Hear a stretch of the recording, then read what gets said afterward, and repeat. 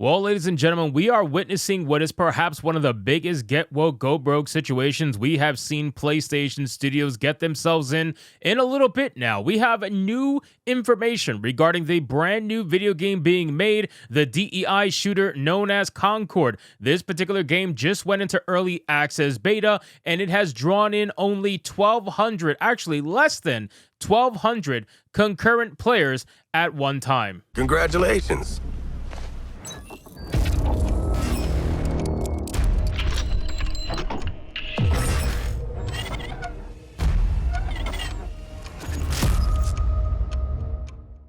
Yes, ladies and gentlemen, less than 1,200 players within the PlayStation community decided to try this game out concurrently, and it goes to show that even giving away this game for free is not going to garner a player base that is going to support it long term as a live action shooter. So let's get into this article, guys, from That Park Place. But of course, before we do, if you are new here, just consider hitting that subscribe button. I would greatly appreciate it, and like the video to push us out into that YouTube algorithm. Now, obviously, we have been clowning on Concord for a while now, and rightfully so, right? This game has every right to exist. I've said that before, and I'll say it again. At least they're making a brand new IP, and they're not co-opting another IP that wasn't woke and making it woke and ruining it for people who are fans of said IP, right? They're trying to garner brand new fans for this brand new IP, and it just so happens to be one of the wokest IPs we have seen PlayStation come out with and create on their own. Obviously, every single character in this game has pronouns.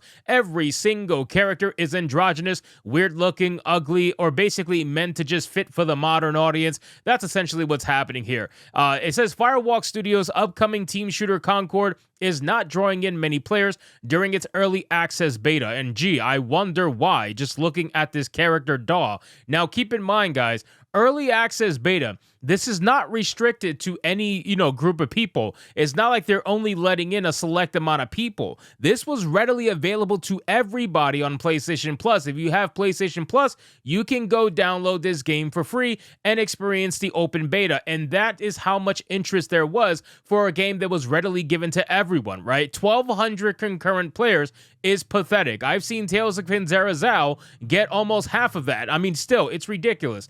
Firewall Communications manager Alice Labrecque announced that the early access beta in a blog post on PlayStation's website earlier this week, noting it would run from July 12th through the 14th. After the early access beta concludes, it will have an open beta from July 18th to the 21st. Labrecque detailed that the Concord beta early access weekend on PS5 and PC will begin tomorrow, Friday, July 12th at 10 a.m. If you are playing on PS5, you can pre-download the Concord beta starting today, Thursday, July 11th at 10 a.m. Pacific. In order to participate in the early access beta, one needs to pre-order the game or receive a code from someone who did pre-order it. Labrecque relayed pre-ordering any edition of Concord will grant you access to the beta early access weekend, as well as 4 extra codes you can share with friends so you can squad up with your own crew and take on rivals together. On top of this, the game was opened up to PlayStation Plus members as well. So again, ladies and gentlemen, I want to reiterate, this was available to people specifically who pre-ordered the game, and this was also available to PlayStation Plus members. So this thing was available to everybody, essentially, ladies and gentlemen. So the fact that with the combined efforts between pre-orderers, right, not that I think there's many people pre-ordering the game, but the people who pre-order the game and PlayStation Plus players, which there is millions of PlayStation Plus players, they can only garner a little less than 1,200 concurrent at any given time. Absolutely pathetic. The game was also giving away codes on social media for PlayStation, Steam, and Epic Games. The game does not seem to be garnering any significant player base, at least on Steam. According to SteamDB, the game's concurrent peak players only hit 1,124 when early access beta opened up. Again, ladies and gentlemen, 1,100 players on Steam for a free-to-play team shooter. You gotta admit that is pretty damn pathetic. I highly doubt that the PlayStation numbers are any better, and even if they were, the numbers always start off high, or higher, I should say, when it comes to a live service shooter, and then eventually it ends up tapering off. There is no way in hell this game is going to be anywhere close to being successful, and it is not going to take away any players from Overwatch or Valorant for that matter. It might get people to want to play that game on top of the other 3 games as well, maybe when they get an itch for it, but they got to have an itch in the first place, and I just don't think this kind of game is going to get players to that particular part. It says, in fact, gamers who have played the early access beta do not seem to be impressed by the game. YouTuber Endymion shared his thoughts on X. Overall, not impressed at all. Not sure what Sony is going for here with this, and genuinely concerned if this game will do well or flop. He added, in my opinion, if they want any chance of survival in today's market, this has to be free to play at launch. $50 for what feels like a side mode in a more complete game is asking too much. Really worried about this one.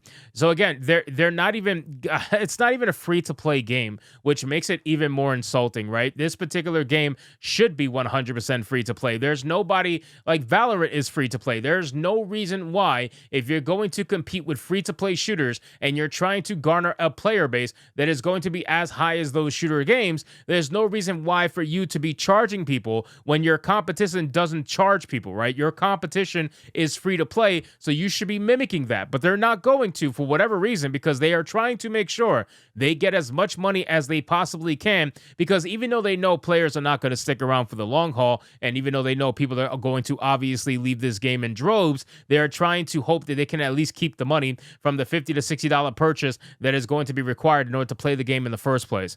YouTuber Dreamcast Guy also described the game as Walmart brand Overwatch. That's literally what it is. That's what people have been saying since the beginning. It is literally just a ripoff of Overwatch and Valorant, and you're going to get that feeling when you play it, I'm sure. If you look at the trailers for the gameplay, it literally plays like that. It looks like a Walmart version of Overwatch, and they're trying so desperately to beat Overwatch, but they just can't.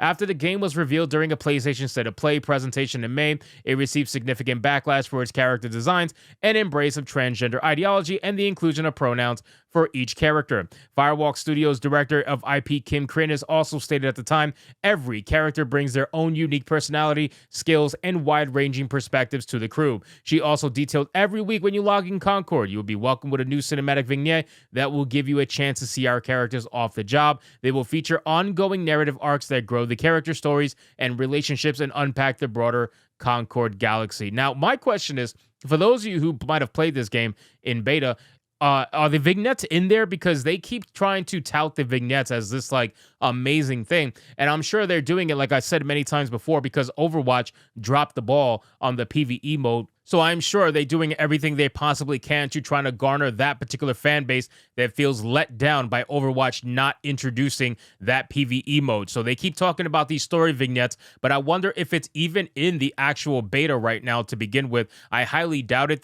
And just for spoiler reasons, they probably don't want to include it, but I just don't believe them when they say they're going to give you a vignette every single day when you log in or every week when you log in. I just don't believe it, right? I feel like they might start off that way, but you're going to realize once the money's not there, those vignettes are going to start tapering down little by little by little until they're eventually only coming out maybe once a month if you're lucky. So anyway, guys, thank you so much for watching this video. I hope you did enjoy it. If you did, consider leaving me a subscribe. I would greatly appreciate it. Don't forget to like the video, comment, let me know what you thought, and I'll see you guys on the next one. Hypnotic out.